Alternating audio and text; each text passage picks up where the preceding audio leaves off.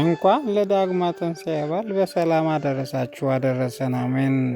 ይህን ዩቲዩብ ቻናል ላይክ እና ሰብስክራይብ እያደረጋችሁ ቤተሰብ ይሁኑ። በስመ አብ ወወልድ ወመንፈስ ቅዱስ አሐዱ አምላክ አሜን። በክርስቶስ ክርስቲያን፣ በወልድ ውሉድ፣ በመንፈስ ቅዱስ መንፈሳውያን ናችሁ። እመቤታችን የቅድስት ድንግል ማርያም የአስራት የቃል ኪዳን ልጆች በወደደንና ባከበረን በጌታችን በመድኃኒታችን በኢየሱስ ክርስቶስ ፍጹም ሰላም እላችኋለሁ። እንኳን ለጌታችንና ለመድኃኒታችን ለኢየሱስ ክርስቶስ ዳግመ ትንሣኤ በሰላም አደረሳችሁ አሜን።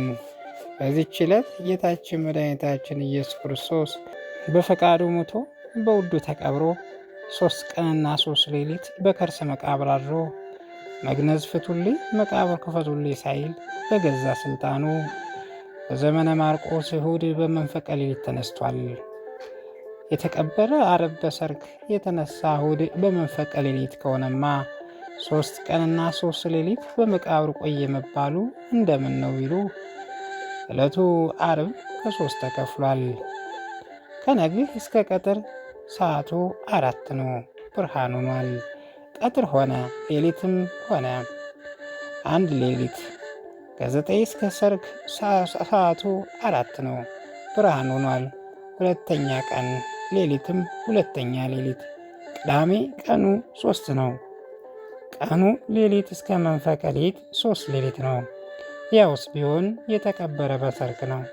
ከዚያም ያለው ስለምን ተቆጠረ ትለይ እንደሆነ ሕማሙ ሞቱ ቁጥሩ ከዛ ነውና፣ ትንሣኤው በ3 ቀን ያደረገው በ2 ወይም በ4 ያላደረገው ስለምንድን ነው ቢሉ ትንቢቱ ምሳሌ ይፈጸም ዘንድ ነው። ምሳሌው ዮናስ 3 ቀንና 3 ሌሊት በከርሰ አንብሬ አድሮ ወጥቷል። በከርሰ አንብሬ መቃብር ዮናስ የጌታ ምሳሌ ነው። ትንቢቱ ባወቀ ተናገረ፣ ምሳሌውን ባወቀ አስመሰለ። ፍጻሜው ግን ኃጢአትን በምድር መርገምን በመስቀል ሞትን በሲኦል ጥፋትን በመቃብር ማጥፋቱ ለማጠየቅ ነው። መቃብሩን ሲጠብቁ የነበሩ 4 ጭፍሮች መግነዙን ፍቱልኝ መቃብሩን ክፈቱልኝ ሳይል በአካለ ብርሃን ሲነሳ መላእክት ከእግር እንደ ሻሽ ተነጥፈው ሲያመሰግኑት ደንግጠው ሲቻኮሉ ወደ አይሁድ ሄደው ተነሳሏቸው። ቢሄዱ መቃብሩ ተከፍቶ አገኙት። ልብሳቸውን እየቀደዱ እየጮሁ ጀመር። 400 ወቄት እንሰጣቸዋለን፣ ተኝተን ሳለ ደቀ መዛሙርቱ ሰረቁት በሏቸው። ደቀ መዛሙርት አይሁድን ፈርተው ሸሽተው ነበረ። ማርያም መግደላዊት ግን ሽቱ ይዛ ጎግ ሳይቀድ ሄደች። ሌሎች ተከታትለው ከመቃብሩ ደረሱ። ጌታችን ወስደውታል እያሉ ሲያለቅሱ መልአኩ ሕያውን ከሙታን መካከል ትፈልጉታላችሁን? ተነስቷል፣ ከዚህ የለም። ይልቁንስ ተነስቷል፣ ገሊላ ያቀድማችኋል ያላችሁን አስቡ ብላችሁ ለደቀ መዛሙርቱ ንገሯቸው አላቸው። ሄደውም ተናገሩ። ጴጥሮስና ዮሐንስ እየሮጡ ሄዱ። በደሮ ለጴጥሮስ ይላል። ዮሐንስ ቀድሞ ደረሰ። ነገር ግን እርስ ነውና ከውጭ ሆኖ ጠብቆት ከጴጥሮስ በኋላ ገባ። መግነዙን እንጂ እርሱ አላገኙም። በእውነትም ተነስቷል እያሉ ተመለሱ። ማርያም መግደላዊት ግን የደረሰበትን ሳላውቅ አልሄድም ብላ ቁማ ታለቅስ ነበር። ጌታም ወደ ኋላው መጥቶ ምን ሆነሽ ታለቅሻለሽ እኔ አላት። ጠባቂ መስሏት ጌታዬ አንተ ወስደው ከሆነ ሽቱ እንድቀባው ያደረግህበትን አሳየኝ አለችው። ማርያም ብሎ ስሟን ሲጠራት ጌታ መሆኑን ተረድታ መምህር ሆይ ብላ እጅ ልተነሳው ቀረበች። ገና ወደ አባቴ አላረግሁምና አትንኪ ያላት። ይህ ሴቶች ሥጋ ወደሙን መቀበል እንጂ ማቀበል አለማቸላቸውን ያጠይቃል። ኋላ ግን ቶማስ ጎኑን ያስዳስሰዋልና ሄደሽም ለደቀ መዛሙርቴ ተነሳ ብለሽ ንገሪያቸው አላት። ሄዳም አብስራቸዋለች። በእመቤታችንም ያመጣዋል። በነግህ ብትሄድ ድንጋዩ ተገልብጦ መግነዙ ተቀምጦ አገኘች። ምርር ብላ ስታለቅስ ጌታ ሰማያዊ ግምጃ ተጎናጽፎ አካሉ እንደ ፀሐይ አብርቶ መጥቶ ብታለቅሺ አትደክሚምን አላት።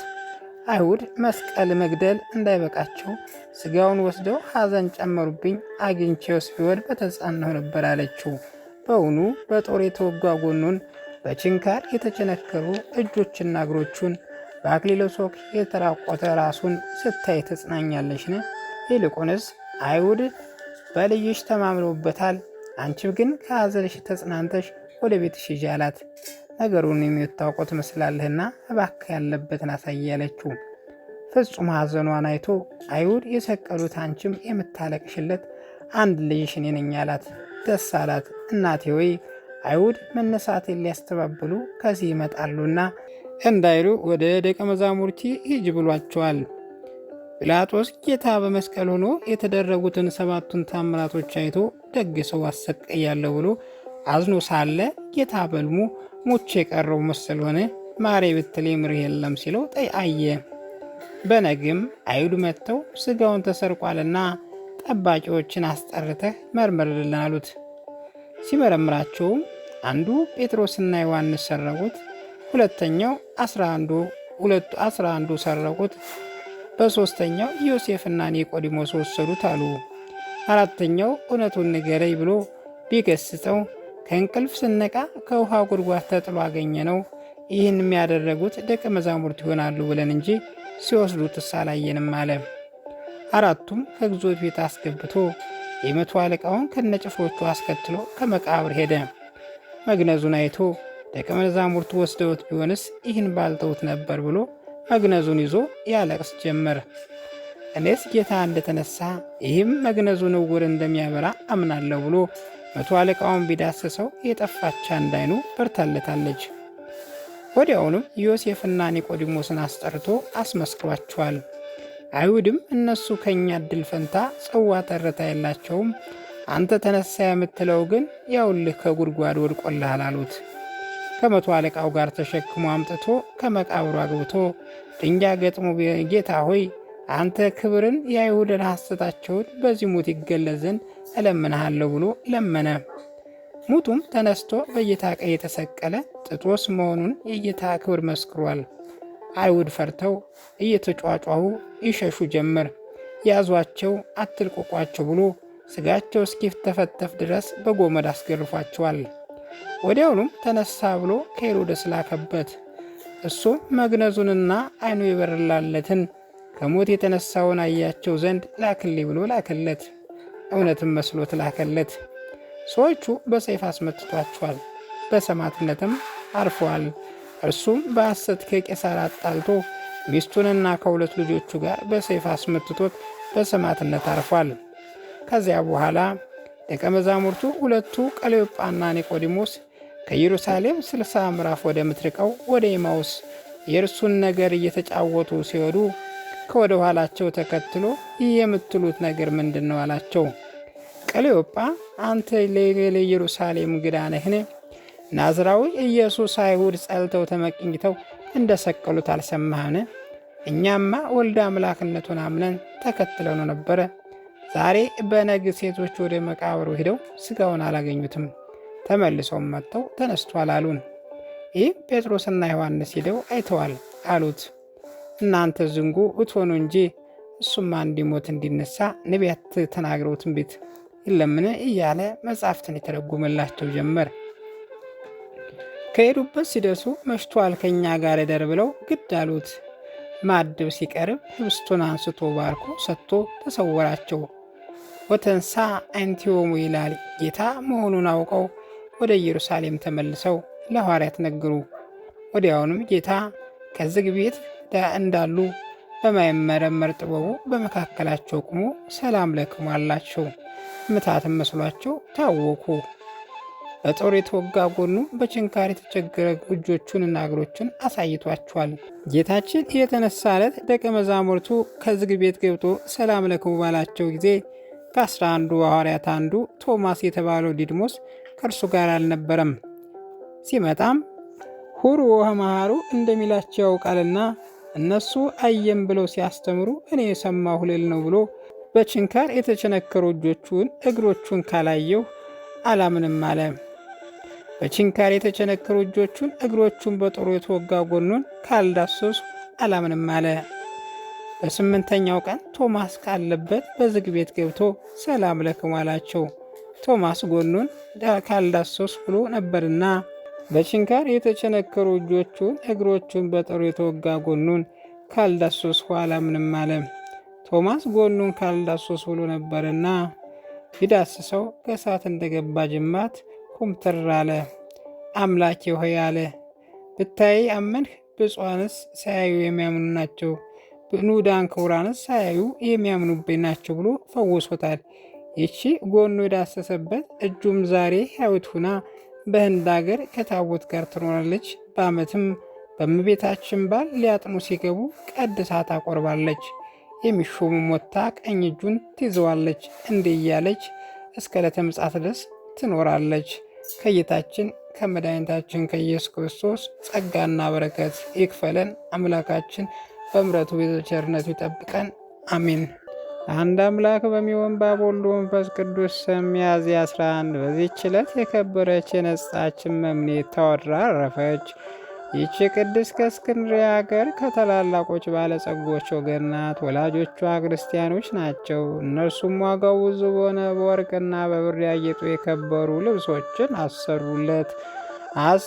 ከእርሷም በቀር ልጅ ስለሌላቸው ሊያጋቧት እነሱ ያስባሉና፣ እሷ ግን የምንኩስና ልብስን ለብሳ በክብር ባለቤት ክርስቶስ ስም ልትጋደል ትወዳለች። መከራ መስቀሉን ልትሸከም ትወድ ነበር። የዚህ ኃላፊውም ሰርግ አልፈለገችም። ከዚያ በኋላ የወላጆቻቸውን ዕቃ ገንዘብ ወስዳ ለሚሸጥላት ሰጠችው። ለድሆችና ለምስኪኖች መመጽወትም መጸወተችው። በቀረውም ከእስክንድርያ ውጭ በስተ ምዕራብ ቤተ ክርስቲያን አነጸች። ወደ እስክንድርያ ሊቀ ጳጳስ ወደ አባ አትናቴዎስም ሂዳ ራሷን ተላይታ ከእርሱ ዘንድ መነኮሰች።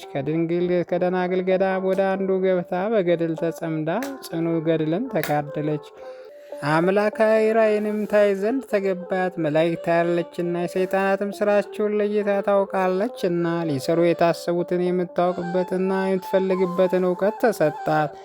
ቅዱስ አትናቴዎስ በእርሷ ፈጽሞ ደስ ይለውዝ ነበረ። ወደ እርሱም ይጠራትና እርሱም ሊጎበኛት ወደ እርሷ ይሄዳል። ሐሳቧም ትገልጥለታለች። እርሱም የጠላትን ዲያብሎስ ወጥመድና ምታቱን ያስገነዝባታል። ከመንበረ ሲመቱ ከእስክንድርያ ባሳደዱትም ጊዜ ብዙዎችን ድርሳናትን ጽፎ ላከላት። ይቺ ቅድስት እጅግ እስከ አረጀች ድረስ ኖረች። መንፈሳዊ የተጋድሎም የጸናች ናት። እርሷ በአምስቱ ሊቃነ ጳጳስ ታምራቶችና እሊህም ለእስክንድሮስ፣ አትናቴዎስ፣ ጴጥሮስ፣ ጢሞቴዎስና ቴዎፍለስ ናቸው። ይቺ ቅድስት በላይዋ ባደረ በመንፈስ ቅዱስ ጸጋ ጥቅም ያላቸው ብዙ ድርሰቶችን ደረሰች።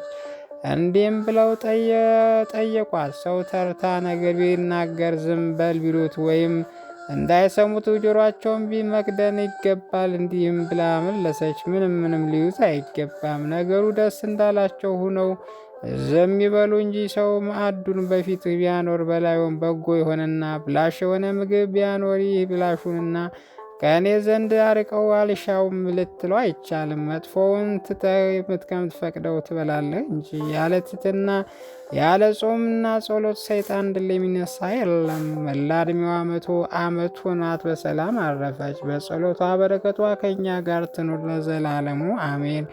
በዚች ቀን የጋዛ ኤጲስቆጶስ የዮሐንስ መታሰቢያ ነው። ደግሞም የእስክንድርያው የአባ በኪሞስ የስሞን ዘለምጻና የመኮንኑ የታወራ መታሰቢያቸው ነው። እግዚአብሔር በጸሎታቸው ለዘላለሙ ይማረን አሜን። ሚያዝያ 11 ቀን የሚከበሩ ዓመታዊ የቅዱሳን በዓሎች፦ ቅድስት ታወራ ገዳማዊት፣ አባ በኪሞስ ጻድቅ፣ ስምዖን ዘለምጽ፣ ቅዱስ ዮሐንስ ኤጲስቆጶስ። እንዲሁም ወርኃዊ በዓላት፦ ቅዱስ ያሬድ ካህን፣ ቅዱስ ገላውዴዎስ ሰማዕት፣ ቅዱስ ፋሲለደስ ሰማዕት፣ ብፁዕ ኢያቄምና ሐዋና አቡነ ሐራ ድንግል ናቸው። በረከታቸው ከእኛ ጋር ትኑር ለዘላለሙ አሜን። ጌታ ሆይ ከብልጽግናቸው ብዛት የተነሳ ብዙ መባ ካገቡት ይልቅ የዳይቱን አነስተኛ መባ እንደተቀበልክ ለሁሉ ጊዜ የሚያገለግሉን አእላፍ ምሕረት እያሳሰቡ በችግሬ ጊዜ ማቀርብ ምስጋና ተቀበል። እናንተ ቅዱሳን ነቢያት፣ የወንጌል ሰባኪያን ሐዋርያት፣ ሰማዕታት፣ ጻድቃን፣ ትጉሃን መላእክት፣ ፍጹማን ደናግል እንዲሁም ደጋጎች መነኩሳት ልጅ አዋቂ ሳይል የምንሰበሰብበትን የጉባኤ ቦታ ባርኩ።